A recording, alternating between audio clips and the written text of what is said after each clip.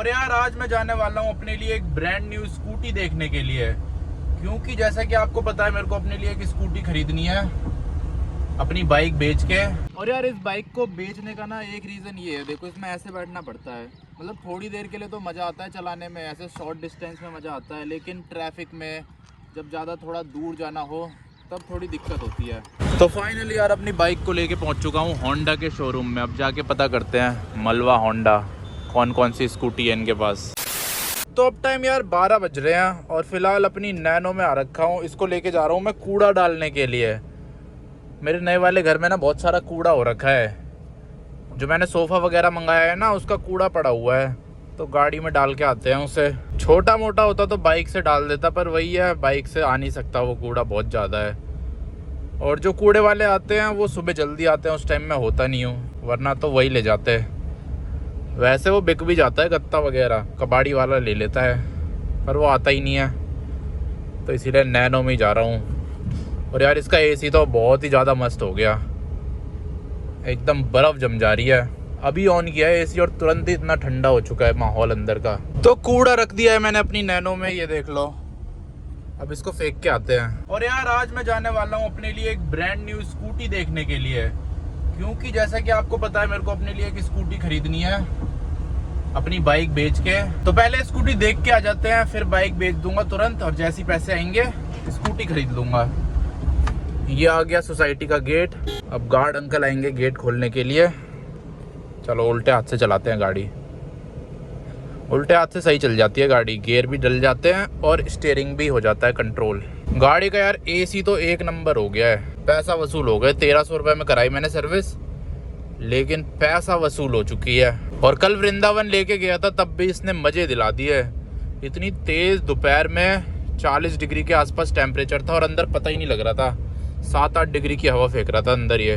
हाँ लेकिन जब गाड़ी खड़ी रहती है ना तब इतना ठंडा नहीं करता है तब भी, लेकिन इतना ज़्यादा नहीं करता। पर ठीक है यार, इतनी सी गाड़ी है, इतना सा इंजन, इतना सा कंप्रेसर, इतने में क्या बच्चे की जान लोगे क्या। देखो ये सामने आ गया कूड़ादान, बातें करते करते कूड़ादान भी आ गया, इतना पास है। वैसे ये सामने कबाड़े वाले की भी दुकान है, इसको दे दूं क्या। बाकी यार कार कितनी ज़्यादा बढ़िया लगती है देखने में, मेरे को तो बहुत ज़्यादा मस्त लगती है। बाहर तो गर्मी हो रही है बहुत ही ज़्यादा, अंदर बैठ जाते हैं।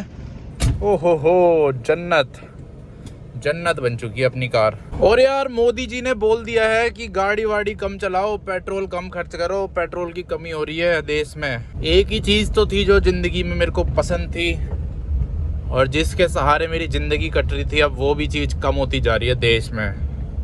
बताओ, ऐसे ईवी लेनी पड़ेगी अब तो, और ईवी तो महंगी भी आती है, इतने तो पैसे भी नहीं है। तो आज यार खाने में मैंने देखो अपने लिए ये सारी चीज़ें बना रखी है, तो इसको खाते हैं और उसके साथ साथ टीवी देखते हैं। तो अब टाइम यार शाम के 6 बजने वाले हैं। अब अपनी हॉर्नेट को लेके चलते हैं स्कूटी देखने के लिए। और अभी ना फ़िलहाल मैं होंडा के शोरूम में जा रहा हूँ, जिस कंपनी की अपनी बाइक है। सबसे पहले इसी की स्कूटी देखने चलते हैं। तो अब यार निकल चुका हूँ मैं होंडा के शोरूम में जाने के लिए, जो कि मेरे घर के पास ही है। तो देखते हैं होंडा की स्कूटी कैसी होती है। वैसे होंडा के मेरे को प्रोडक्ट इतने कुछ खास लगते नहीं है हॉर्नेट के अलावा, पर फिर भी देख लेते हैं, क्योंकि जो होंडा है वो टॉप सेलिंग स्कूटी है। होंडा की वजह से ही स्कूटी फेमस है, इनकी जो एक्टिवा है उसकी वजह से। पहले इनका इटर्नो भी आया करता था, वो मेरे पास भी था होंडा का इटर्नो। मैंने जो बाइक चलानी है ना वो उसी से सीखी है, इटर्नो से। तो चल के देखते हैं क्या क्या प्राइस है, कितने कितने की मिल रही है, और अगर टेस्ट राइड मिलती है तो वो भी ले लेंगे।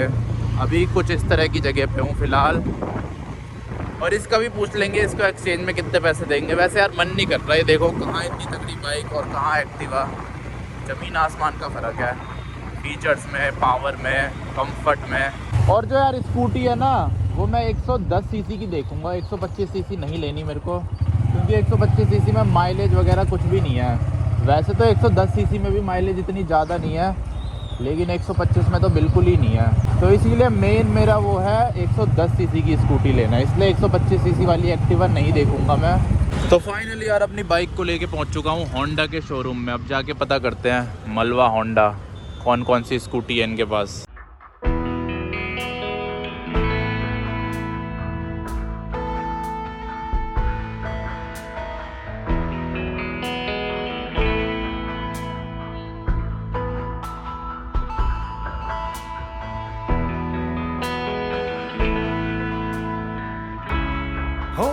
यार स्कूटी के बारे में मैं पता करके आ चुका हूँ और कोटेशन भी मेरे को मिल चुकी है। 3 वेरिएंट थे वहाँ पे, एक स्टैंडर्ड, डिलक्स और एक टॉप मॉडल था। तो ये डिलक्स वाले वेरिएंट की है। ये मेरे को पड़ रहा है 99,600 रुपीज़ का। देखो दिखाता हूँ आपको। तो देखो इतने का पड़ रहा है मेरे को। ये इनका सेकंड बेस है और ये सारी चीज़ें दे रहे हैं ये लोग, वही जो देते ही हैं सब लोग। और सामने यहाँ से सनसेट देखो कितना ज़्यादा बढ़िया लग रहा है। और यार इस बाइक को बेचने का ना एक रीज़न ये है, देखो इसमें ऐसे बैठना पड़ता है। मतलब थोड़ी देर के लिए तो मज़ा आता है चलाने में, ऐसे शॉर्ट डिस्टेंस में मज़ा आता है, लेकिन ट्रैफिक में जब ज़्यादा थोड़ा दूर जाना हो तब थोड़ी दिक्कत होती है। तो एक ये रीज़न है जो इस बाइक को मैं बेच रहा हूँ। नहीं तो बाइक में कोई कमी नहीं है, आज तक भी 1% इसमें कोई कमी नहीं आई है। बस सर्विस कराओ, पेट्रोल डलाओ और चलाते जाओ। और ऊपर से देखने में अच्छी लगती है, होंडा की रिलायबिलिटी है, तो इसीलिए यार देखने में तो बाइक बहुत ज़्यादा बढ़िया है। 1 मिनट आपको चला के दिखाता हूँ।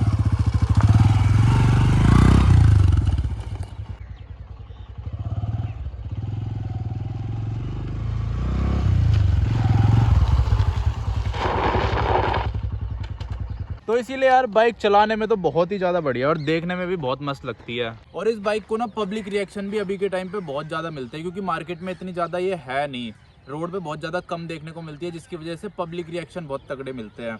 बाकी मैं आपको स्कूटी के बारे में बताता हूँ। तो स्कूटी में तो यार कोई भी चेंज नहीं है। आज से 6-7 साल पहले जैसी थी ना एक्टिवा, पहले वो 6G विक्जी नाम से बेचते थे, अब उन्होंने वो हटा दिया है, अब नॉर्मल एक्टिवा के नाम से ही बेच रहे हैं। लेकिन 1% भी इंप्रूवमेंट नहीं है, बूट स्पेस भी उन्होंने बढ़ाया नहीं है। जैसे जुपिटर में आपको बूट स्पेस अब थोड़ा ज़्यादा मिलता है पहले के मुकाबले, 2 हेलमेट आ जाते हैं उसमें, पर एक्टिवा में ऐसा नहीं है, पहले जैसा ही बूट स्पेस है और पेट्रोल भी उसमें पहले जैसा ही डलता है। मतलब एक तरह से ना पुरानी ही टेक्नोलॉजी है एक्टिवा में। पर जो टॉप मॉडल है उसमें उन्होंने कीलेस एंट्री वाला सिस्टम बना रखा है। कीलेस एंट्री भी नहीं है, कीलेस स्टार्ट बोल सकते हो, पर वो भी इतना ज़्यादा प्रैक्टिकल नहीं है। ऊपर से जिस शोरूम में मैं गया था वहाँ पे अवेलेबल भी नहीं था वाला वेरिएंट। लेकिन एक्टिवा की मेरे को बस एक चीज़ सबसे ज़्यादा बढ़िया लगती है, वो है उसमें होंडा की रिलायबिलिटी मिल जाती है आपको, और दूसरा उसका इंजन बहुत स्मूथ है। ये लगा लो अगर आप ज़्यादा मेंटेनेंस भी नहीं करते ना, ऐसे भी रखते हो, रफ यूज़ करते हो, तब भी उसका इंजन बहुत स्मूथ रहता है और रिलायबल है बहुत ज़्यादा। वहीं अगर आप टीवीएस जुपिटर पे जाते हो तो उसके इंजन को थोड़ी मेंटेनेंस ज़्यादा चाहिए होती है। अगर आप ऐसे रफ चलाओगे ना तो जल्दी ख़राब हो जाएगा, उतना ज़्यादा नहीं चलेगा। लेकिन एक्टिवा का इंजन ज़्यादा चलता है। तो बस इंजन छोड़ के उस स्कूटी में कुछ भी नहीं है, 1% भी। बस अगर आपको इंजन के लिए लेनी है तो आप ले सकते हो, नहीं तो उसके अलावा कुछ भी नहीं है एक्टिवा में। और ऊपर से महंगी भी है वो। जुपिटर भी आपको इतने में मिलेगी, बल्कि सस्ती ही मिलेगी थोड़ी सी, 4-5 हज़ार रुपये। जुपिटर का भी पता करके आएंगे। अब मैं सोच रहा हूँ कल परसों जाऊँगा जुपिटर देख के आऊँगा। पर एक्टिवा तो अब मेरा मन सा नहीं है लेने का। वैसे पहले भी नहीं था, पर मैंने सोचा एक बार देख के आ जाते हैं, कुछ नया होगा, कुछ इंटरेस्टिंग होगा। लेकिन ऐसा कुछ भी नहीं है। बस ये है कि इंजन रिलायबल है। अगर आपको लंबी रखनी है ना स्कूटी तब आप ले सकते हो। लेकिन मेरे को तो ऐसे शॉर्ट टाइम के लिए चाहिए, मैं इतनी ज़्यादा कोई भी गाड़ी लंबी रखने वाला नहीं हूँ। तो इसीलिए मेरे लिए सही नहीं है होंडा एक्टिवा। और 125 सीसी तो मैंने देखी नहीं, क्योंकि उसमें मेरे को बिल्कुल भी इंटरेस्ट नहीं है। उसमें एक तो पावर का इतना ज़्यादा डिफरेंस नहीं है, ऊपर से माइलेज बहुत ज़्यादा कम है। पहली बात तो 110 सीसी भी आप लोगे ना तो भी आपको माइलेज बहुत ज़्यादा कम मिलेगी। स्कूटियों की माइलेज ज़्यादातर ऐसी रहती है 40-45, हाईवे पे चला लोगे तो 50-55 दे देगी। वहीं अगर मैं आपको अपनी बाइक का दिखाऊँ ना, दिखाना, तो देखो मेरी बाइक में कितना रफ चलाता हूँ इसे डेली, तब भी देखो 54, 55, 56 ऐसे माइलेज देती है ये सिटी के अंदर। और वहीं अगर मैं इसे हाईवे पे चलाऊँ ना तो हाईवे पे मेरे को आराम से 66, 68 ऐसे माइलेज दे देती है, मतलब 65 से 70 के बीच में। तो माइलेज के मामले में तो बाइकों का कोई मुकाबला नहीं है। स्कूटियाँ इतनी माइलेज कभी भी नहीं दे सकती जितनी आपको एक बाइक दे सकती है। और बल्कि ये 125 सीसी है, 110 सीसी भी नहीं है। वहीं अगर आप 125 सीसी की स्कूटी लोगे तो आपको ऐसे माइलेज देगी 35 के आसपास का। तो इसीलिए बाइकों का कोई मुकाबला नहीं है माइलेज के मामले में। और ये बाइक मैंने इतनी चला दी है, 6786 किलोमीटर। तो अब यार वापस अपने घर आ चुका हूँ और देखो सोफ़ा मैंने इधर लगा दिया। और यार बहुत ही ज़्यादा बढ़िया सोफ़ा है ये। पहले ना लेने से पहले मैं डर रहा था कि पैसे वेस्ट तो नहीं हो जाएंगे, और अब 1000 रुपये और सस्ता हो गया। मेरे साथ हमेशा ऐसे ही होता है। जब मैंने बाइक खरीदी थी उसके लेने के बाद वो 10,000 रुपये सस्ती हो गई थी जब GST कम हुए थे। अब तो दोबारा वैसे महंगी हो गई है, पर वही है, मैं जब भी कोई चीज़ खरीदता हूँ ना, खरीदने के बाद वो सस्ती हो जाती है। और वो पहले भी सस्ती होती है, लेकिन जब मेरे को खरीदना होता है ना उस टाइम महंगी हो जाती है। पता नहीं क्या दिक्कत है। ऐसे ही ये सोफ़ा पहले सस्ता था जब मैंने पहले देखा था, 1 हफ्ते पहले। फिर जब मेरे को खरीदना था उस दिन महंगा हो गया, उसके 1 दिन पहले। और अब जब मैंने खरीद लिया तो दोबारा सस्ता हो गया। बताओ, हद होती है।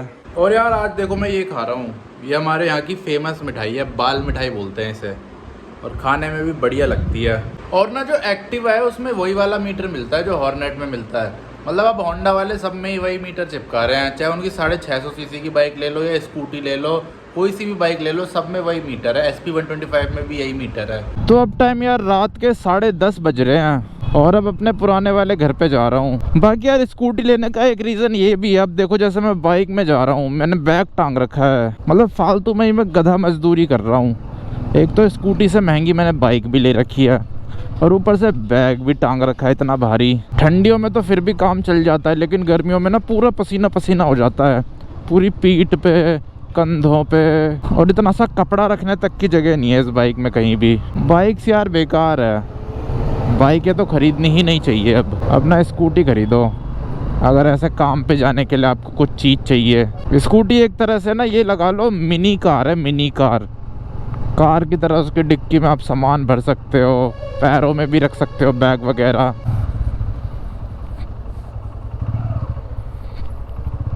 ये देखो कैसे कैसे ब्रिज पार करने पड़ रहे हैं नालियों के ऊपर से।